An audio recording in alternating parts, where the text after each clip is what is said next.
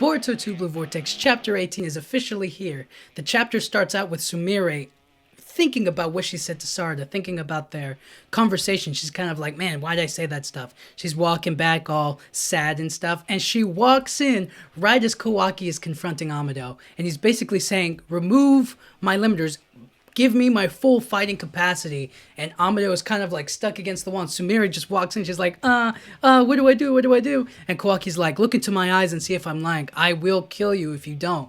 And then Amado is just like, go to sleep, Kawaki, go to sleep. And it activates Kawaki and it shuts him down. And Sumire is like, it's a shutdown. It's a voice commanding shutdown thing. So that way, just the same way that he did it with, I think it was Delta or one of the other machines that he has, one of the other cyborgs or whatever. It's a shutdown device. So that way, he can kind of deactivate Kawaki whenever he wants. So Kawaki goes night-night. He knocks out. And Amado's kind of like, dang it. Sumire, help me move him. You know what I mean? You came at the perfect time. I need you to help me move his body or whatever.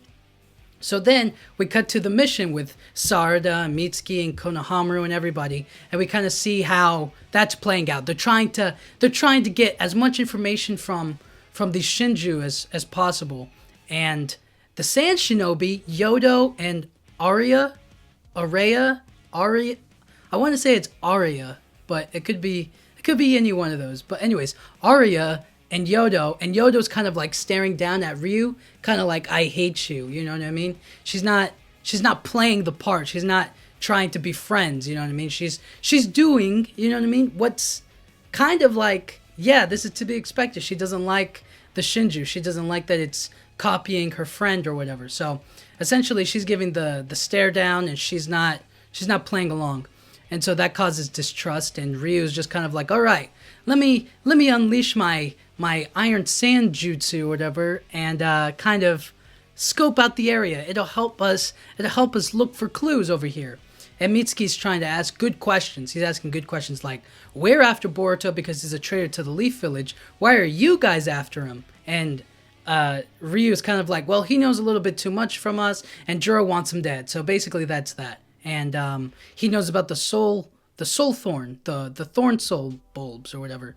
And that's when they kind of Sarada puts together like, well, maybe if that drew out Boruto before, maybe that'll draw him out again. You know what I mean? That's the smart idea. Let's use that. So it's like, brilliant. So then we cut to Konohamaru talking with the Matsuri Shinju, and she's kind of like, oh my gosh, I have such a huge crush on you, Konohamaru. Essentially, that's the idea. And she's like, can I call you Konohamaru-chan? Or Konohamaru-chan or whatever. So she just like wants to give him a nickname, all right? But it's the same nickname that Moegi uses for him.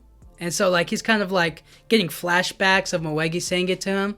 And he's just kind of like, yeah, you can call me that. It's all good. It's whatever.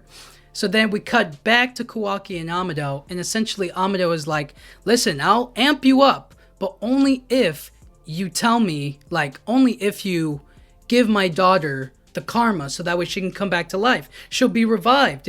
Everything will be okay. That's my daughter right there. I can bring her back to life if you put the karma on her. So that's my only thing. And Kawaki's like, no, I'm not doing it, because if she becomes an Otsutsuki, I'm going to have to kill her. You know that. And then Amado's like, well, if she is an Otsutsuki, you can do whatever you want, but I'm going to fight back. I'm going to fight you back.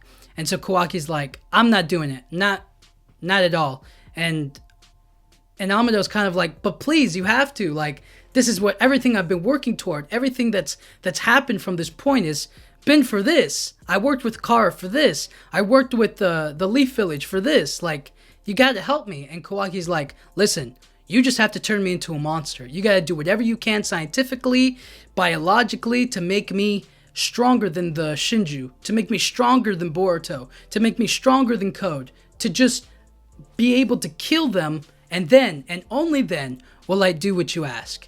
And Amado's just like, fine. Then we cut back to the scene, and Ryu kind of lets his thorn soul out, and then everybody's kind of like, Yodo, the girl, Sand Shinobi, she doesn't play along. She doesn't know how to work. Like, she's terrible as a shinobi, and she just jumps and reaches for it. And that's when Ryu kind of realizes that, like, yeah, they're playing us. I knew it might go down like this. And so he stops her midair, and apparently his iron sand can, like, stop her in midair. Like, it's all around them, so he can manipulate it. He can use it so that way they can't, like, move. You know what I mean? They become restricted. And so Sarada sees this, and she tries to jump for her too, but she's restricted by the... No.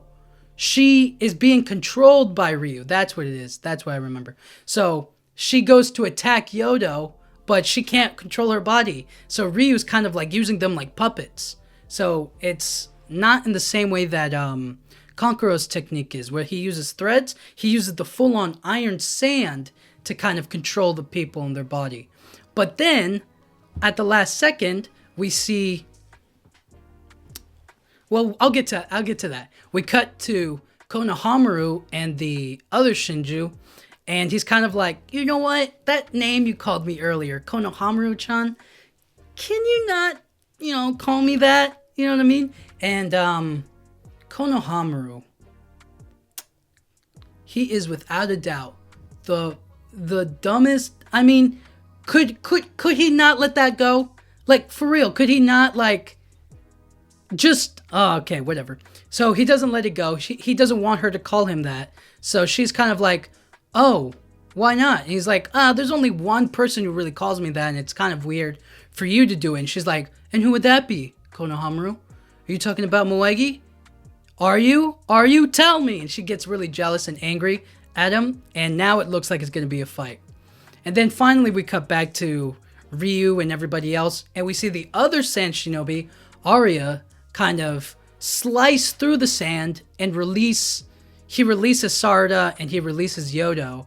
And in that moment, we see that, like, he has something like a jutsu or some other to cut through and fight against the sand.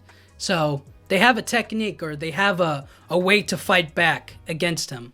So with that, that's the end of the chapter, and it feels like we're getting to the good stuff. We're getting into the real action-heavy stuff. Now, it's Konohamaru versus Matsuri, and it's Ryu versus the team. It's Ryu versus Yodo, Arya, Sarada, Mitsuki. It's going to be a battle. So I'm excited for the next chapter. I honestly don't know what's going to happen. And also, Kawaki is getting a huge boost now.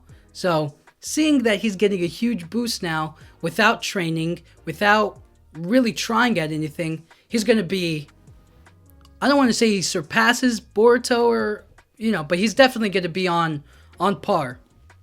So that's interesting. That's exciting. And I can't wait. I can't wait for the fight to get started and for everything to kind of go down. Maybe in the next chapter, Kawaki will, instead of sending Boruto to help with Konohamaru and kind of with Sarada and them, it'll kind of be Kawaki, and that'll be able to showcase his new abilities. And maybe he'll, you know what I mean? Maybe he'll one-shot the Shinju. I don't know. Who knows, right? But yeah, it's very exciting. So that was it for chapter 18. Thank you guys so much for watching. Yeah.